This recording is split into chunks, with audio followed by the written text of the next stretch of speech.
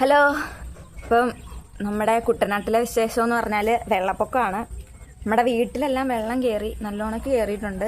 അതുകൊണ്ട് നമ്മൾ മുകളിലാണ്, എന്ന് വെച്ചാൽ വീടിൻ്റെ മണ്ടയ്ക്ക് ഇപ്പം എല്ലാ സാധനങ്ങളും ഒക്കെ ആയിട്ട് നമ്മൾ അവിടെയാണ്. എനിക്ക് തോന്നുന്നു ഈ പരിസരത്ത് കുറേ ആളുകളുണ്ട് വീട്ടിൽ തന്നെ ഉള്ളതുകൊണ്ട്. അതുകൊണ്ട് നമുക്ക് പേടിക്കാനൊന്നുമില്ല.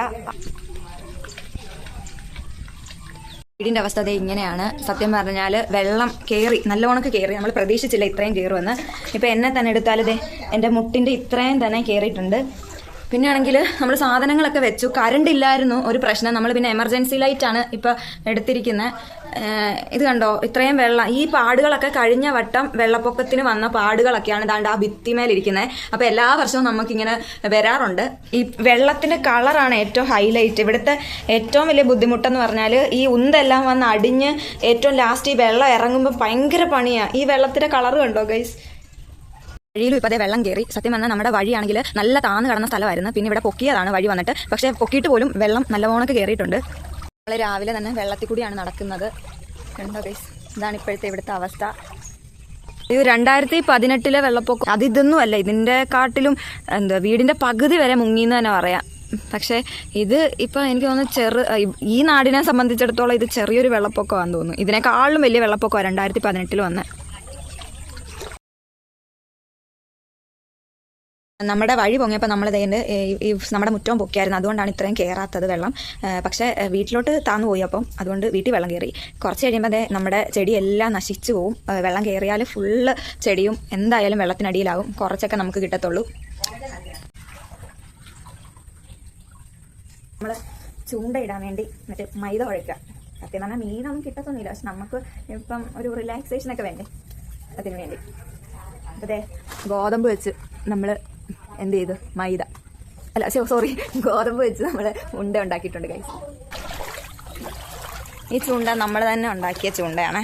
അതുകൊണ്ട് കിട്ടുമായിരിക്കും. നമുക്ക് ചെറിയൊരു വെള്ളം ഇങ്ങനെ പോകുന്നത് കാണാം കേട്ടോ.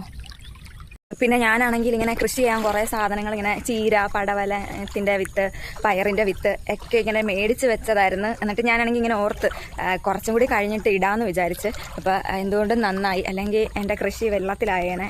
എനിക്ക് കൃഷി ചെയ്യാൻ ഭയങ്കര ഇഷ്ടമാണ് ഗൈസ്. പക്ഷേ ഇവിടെ മഴയില്ലാത്ത സമയം നോക്കിയിട്ട് മഴയില്ലാത്ത സമയം നോക്കി കൃഷി ചെയ്താലേ അല്ലെങ്കിൽ എപ്പോഴും ഇവിടെ വെള്ളപ്പൊക്കമാണ്. മഴ പെയ്താൽ തന്നെ വെള്ളമാണ് ഇവിടെ. അതുകൊണ്ടാണ് ഞാൻ ചെയ്യാനത്. ചൂണ്ടയും പിടിച്ചിപ്പോഴത്തെ തിരിച്ച് വീട്ടിലോട്ട് പോവാണ്. പട്ടിയൊക്കെ വരുന്നുണ്ട്. അങ്ങൊന്നും പട്ടിയൊക്കെ എവിടെ നിന്നൊക്കെയോ വരുന്നുണ്ട്. അതുകൊണ്ട് പോകാം.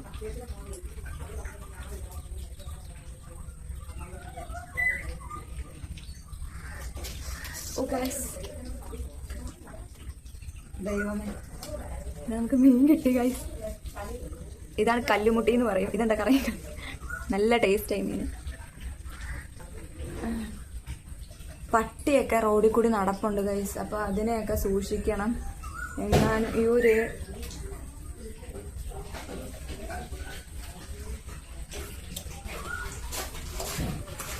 പട്ടി വരുന്നുണ്ട്.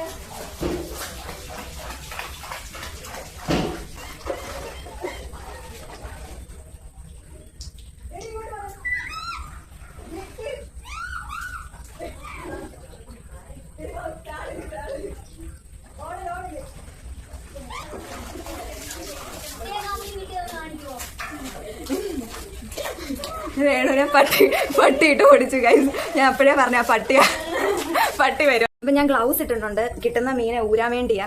ശരിക്കും നല്ല മുള്ളുള്ള മീനും കൂടിയാണ് ഇത്. മുള്ളുണ്ട്, പിടിക്കുമ്പോൾ ഇങ്ങനെ വഴുതി പോകും. അപ്പം കയ്യിലാക്കണ്ടല്ലോ എന്ന് വിചാരിച്ച ഗ്ലൗസ് ഇട്ടത് കേട്ടോ. നമുക്ക് അടുത്ത മീനെ പിടിച്ചു നോക്കാം.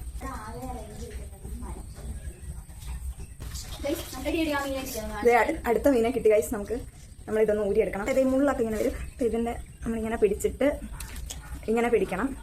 തെന്നിപ്പോവും. ഇങ്ങനെ പിടിക്കണം, എന്നിട്ട് ഇങ്ങനെ ഊരണം. അവസാനം ഞാൻ കിട്ടിയ മീനെ കാണിക്കാതെ കണ്ട.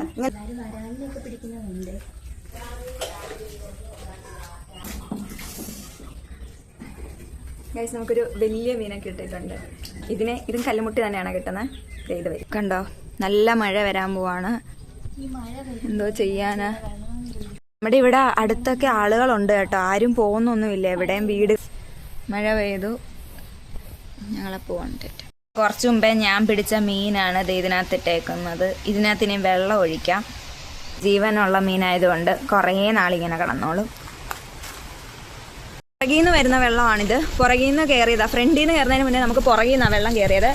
കലങ്ങിയ വെള്ളം കേട്ടോ ഉള്ളത്, അതുകൊണ്ടാണ് ഇങ്ങനെ കിടക്കുന്നത്. ഇനി ഇത് ഇറങ്ങുന്ന സമയത്ത് നമ്മുടെ വീട്ടിൽ നല്ല ഉന്തായിരിക്കും, ഉന്ത്. ഇത് നമ്മുടെ കപ്പയ്ക്കകത്തു നിന്നുണ്ടായ കപ്പയാണ്. അത്യാവശ്യം വലിയ കപ്പയാണ് കേട്ടോ. അപ്പോൾ നമ്മൾ വെള്ളപ്പൊക്കം ആയതുകൊണ്ട് അതങ്ങ് എടുത്തതാണ്. നമ്മൾ കപ്പയെല്ലാം ചീഞ്ഞു പോകത്തില്ലേ, അതുകൊണ്ട് നോക്കിയപ്പോഴത്തേക്ക് ഇത്രയും വലിയൊരു കപ്പ കിട്ടി. അത് നമ്മുടെ ഓമയ്ക്കയാണ്. അപ്പോൾ ഓമയ്ക്കൊക്കെ വെള്ളത്തിലാണ്. കുറേ ഓമയ്ക്ക ഉണ്ടായിരുന്നു വെള്ളത്തിലാണ്. ഇനിയിപ്പോൾ അത് ചിലപ്പോൾ ചീഞ്ഞു പോകാൻ ചാൻസ് ഉണ്ട്, ചിലപ്പോൾ വളരാനും പറ്റുന്നുണ്ട്. അപ്പം നമ്മൾ അതിനകത്തു നിന്ന് ഒരു ഓമയ്ക്ക പറിച്ചിട്ടുണ്ട്. ഇപ്പം അനുസരി കുറച്ചുകൂടി കഴിഞ്ഞാൽ അത് പഴുക്കും.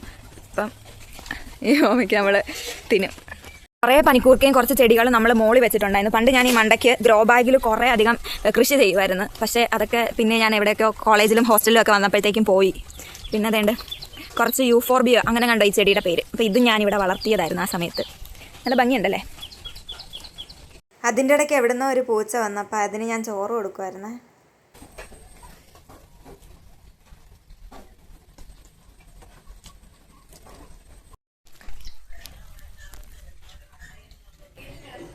വിളഞ്ഞതായതുകൊണ്ടേ നമുക്ക് തിന്നാൻ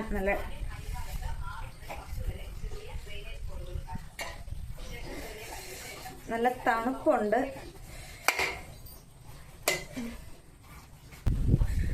സാധാരണ ഇതിനകത്ത് കുരു വരണം. പിച്ചാത്തി ഭയങ്കര ഇപ്രാവശ്യം കുരു കുറവാട്ടോ. നോക്കാം, മധുരമുണ്ട്.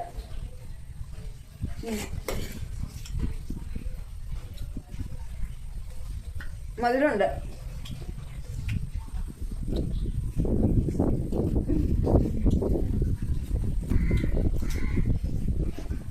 മഴ വരുന്നുണ്ട്, ഫോണിൽ ചാർജ് കുറവാണ്.